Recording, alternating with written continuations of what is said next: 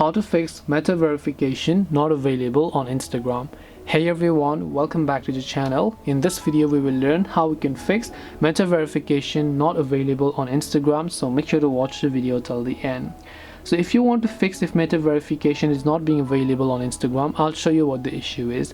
If you open the Instagram app, you happen to come to the profile icon from the bottom right, you tap the three lines option from here and then you went to settings, and right over here actually by tapping the three lines option you should be able to find new option called meta verify.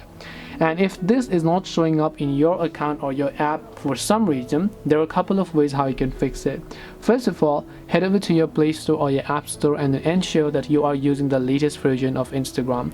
After you've made sure that you're using the latest version, and if you still don't find it, then it's not really your fault, because Meta is just releasing this feature, and remember that this is a new update, so it might not be available in all of the regions yet. Meta is simply currently testing out this feature. Once they make the feature available in your region, you will also begin to see it, so you might at least wait a couple of weeks or at least a month or two in order to get this feature. So hope this video helped you. If you have got any questions, feel free to leave them down. Thank you for watching till the end and see you soon in the next video.